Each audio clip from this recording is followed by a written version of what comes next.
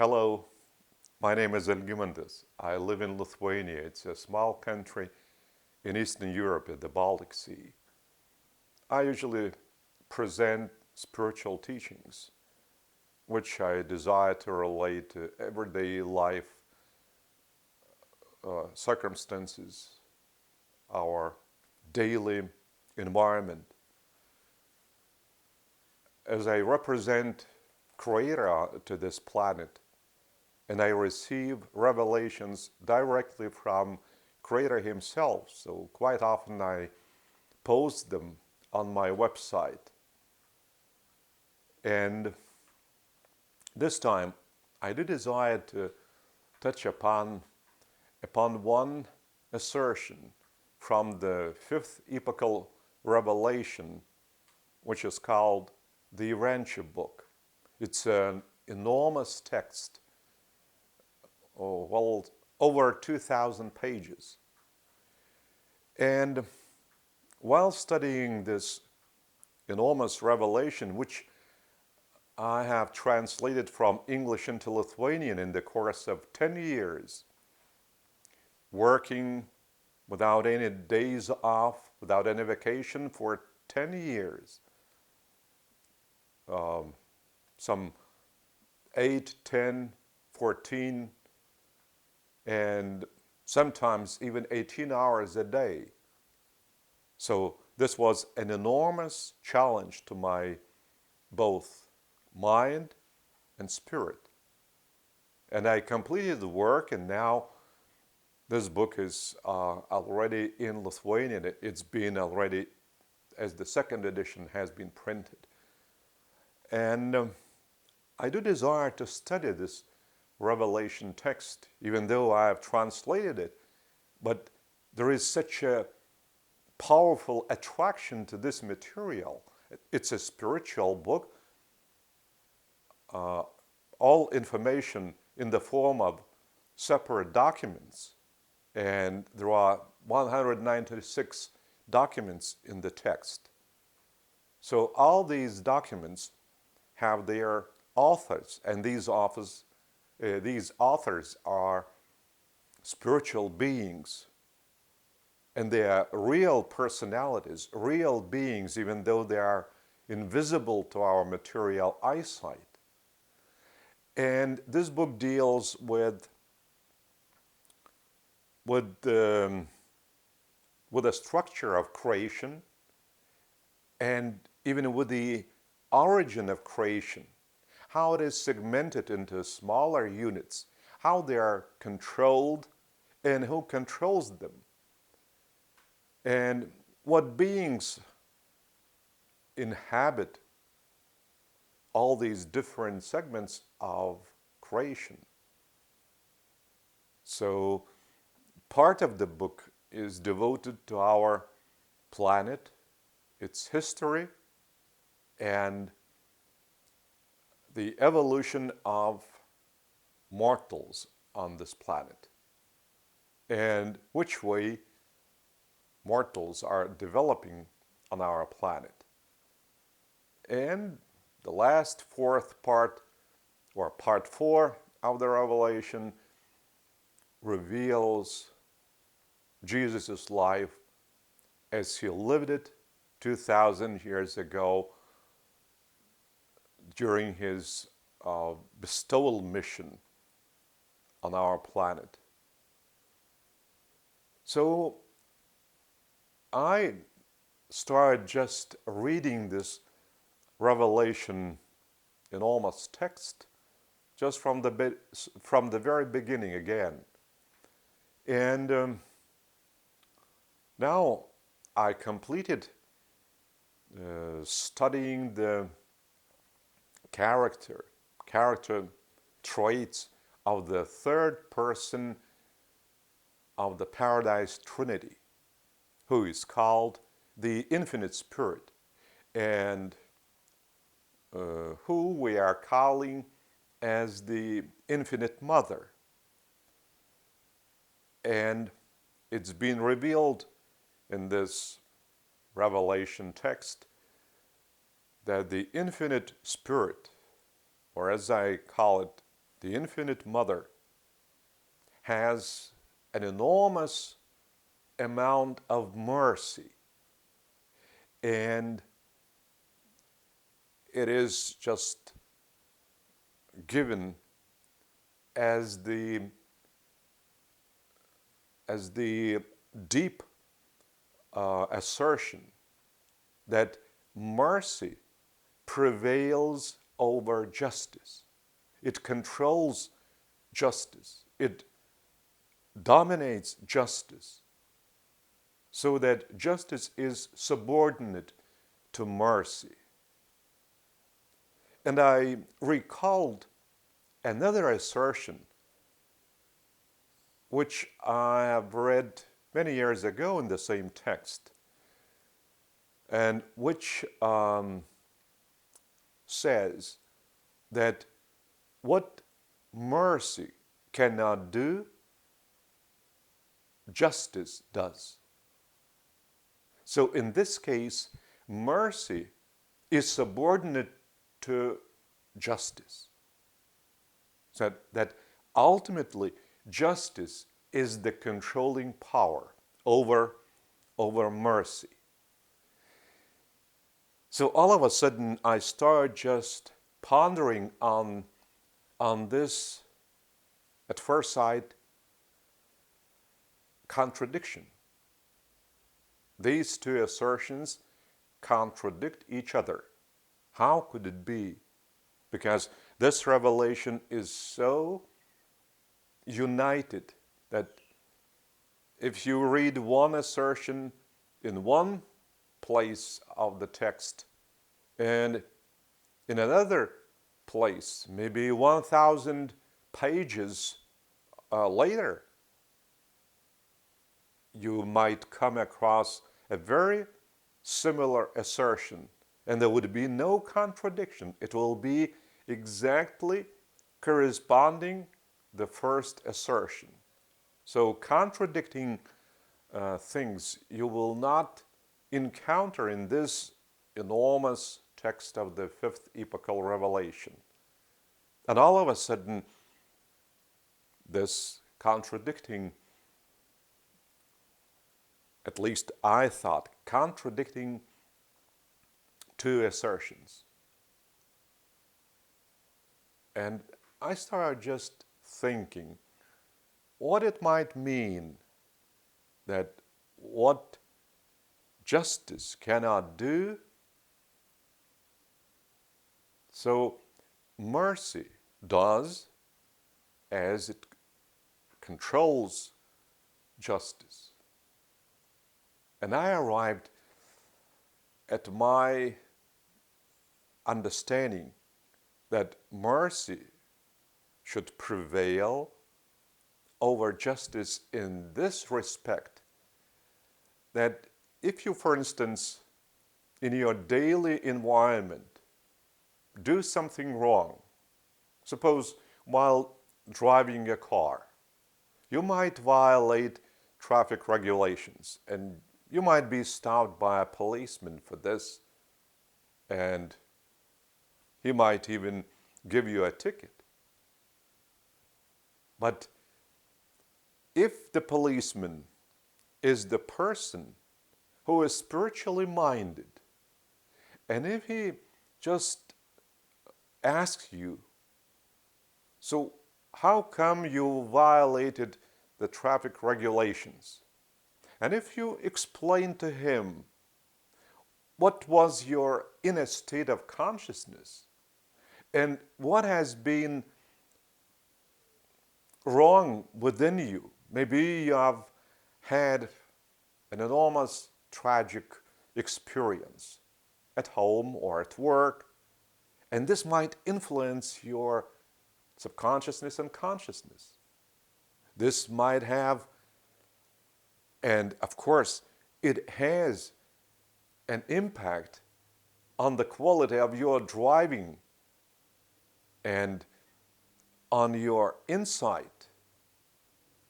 And you might simply wander in your thoughts, and you might miss, well, maybe a traffic sign, and you all of a sudden violate the requirements of the sign. So this spiritually minded policeman, if he follows the letter of the traffic regulations, he would give you a ticket, and you will have to, say, pay a fine. But if he pays attention mercifully to all the circumstances that you might describe to him, he might simply give you a smile and comfort you that life is going on. Carry on in good cheer. That your life would change for the better. But be more attentive while driving, and without giving you any ticket. So in this case, this mercy on the part of the policeman teaches even a better lesson to the driver than the ticket and the fine he has to pay. So in this case, I understand that mercy controls justice. Justice, this is the requirement of the traffic regulations. For each violation of the traffic regulations, you have to pay a certain fine. But this is only a documentary description. What fines should be paid for what traffic violations.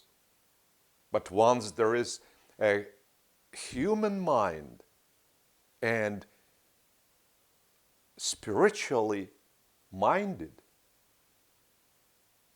so in this case, this personality has the traits of merciful character.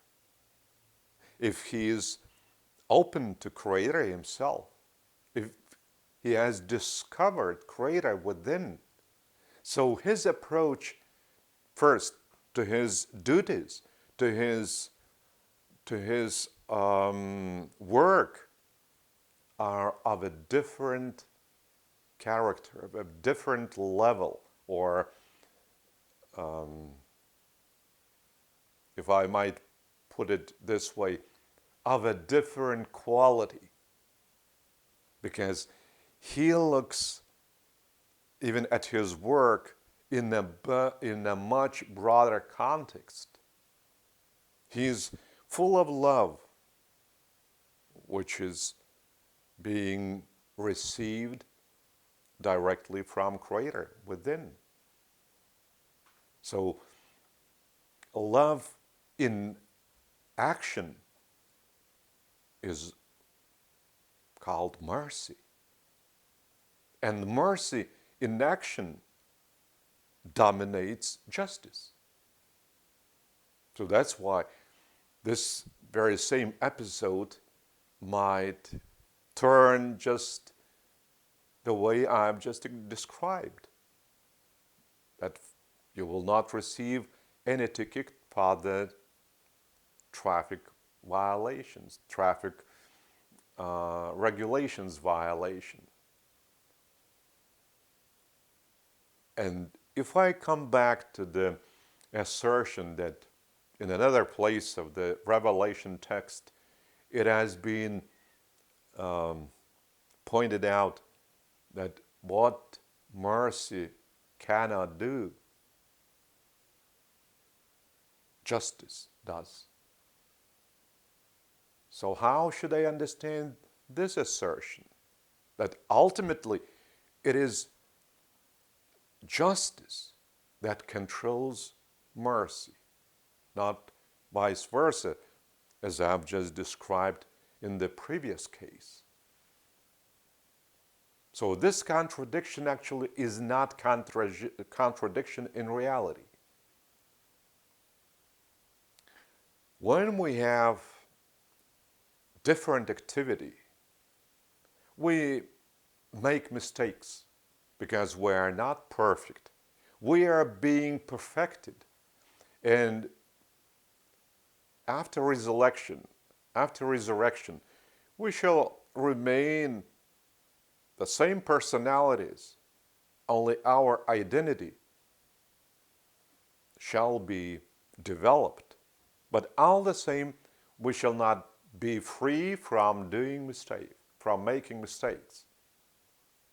And by making mistakes, of course, we might, in a way, violate Creator's will.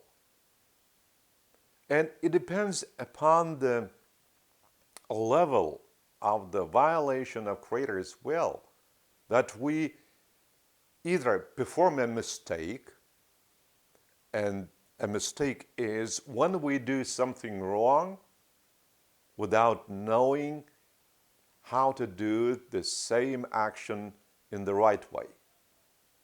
Or it might be a worse situation when we commit a sin. A sin, it is when you are consciously doing something wrong. You know, it is a bad action. It's evil. But all the same you perform it. Well, even in our daily life, we know that it's bad to drink alcohol, to take drugs, or to smoke cigarettes, or to overnourish oneself. And still we do these things. So in this case, it is already a sin because we do it consciously. We have made a conscious decision to perform these actions, even though we know they are harmful to our body, to our mind, to our personality identity. It's even influencing its enlightenment and perfecting. And still there is even a worse situation when we deny the existence of Creator Himself and revolt against Him. So this is what I might call a spiritual insanity. Insanity that we do not consciously realize what consequences we are going to experience. And nonetheless, we are claiming there is no Creator and we do not want to follow Him because this is a fancy, this is invention of a human mind, and I do not have anything in common with Him. Creator is merciful, so He all the same loves this kind of His child. And if it is a mortal who has not yet experienced his material death on his initial world, Creator Himself gives him the second chance. And He resurrects such child that he would arrive at his ultimate decision. Maybe there were unfavorable conditions for him to make the right decision, to begin to feel attraction to Creator, and to experience a desire to walk on the living path towards Creator, on Paradise, in the very center of creation. So, Creator, through the operation of His mercy, is giving the second chance to such mortal that he would arrive at his ultimate decision whether or not he desires to walk on this living path. And once such mortal, already after resurrection, arrives at his ultimate decision that he does not desire to carry on and walking on the living path. So that mortal's personality identity is annihilated because Creator ultimately, by performing the act of justice, satisfies the will of that mortal, because it is the will of the mortal that makes this ultimate decision to stop walking on the living path. So in this case, justice performs the ultimate act over mercy. So in this case, justice controls mercy. Mercy is subordinate to the ultimate performance of justice.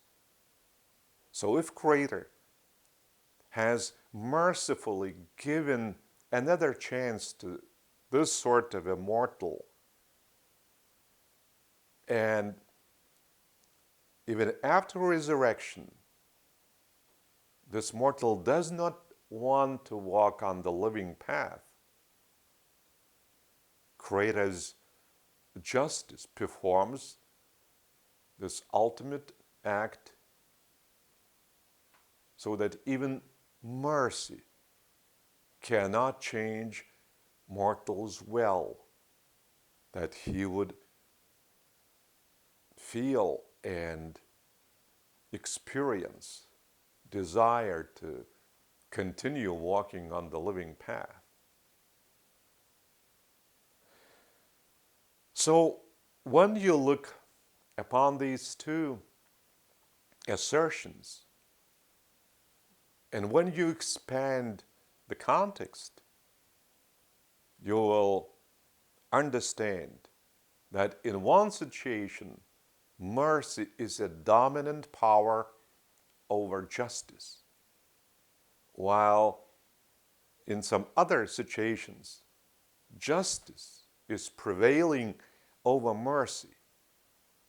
And these two assertions are operating in unison. They are not contradicting each other. And it depends upon our insight that we should begin to feel subconsciously, and then on our conscious level, that at first sight seeming contradicting assertions have no contradiction when we look much deeper into the essence of these assertions. And it helps, the way it helped me to arrive at this conclusion, that these two assertions, they are like one, without any contradiction. But I do understand that I had to undergo such a cleaning of my subconsciousness that took decades of Creator's effort to clean my subconsciousness from within. And even the process of translating the Urantia book from English into Lithuanian has also made the imprint on my subconsciousness and consciousness, so that only a couple of days ago I arrived at this sort of an insightful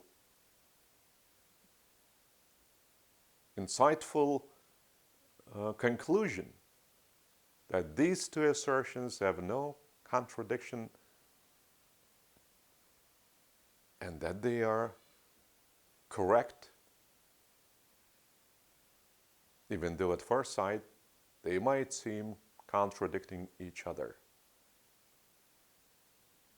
I wish you peace and bliss within Creator's handcuffs.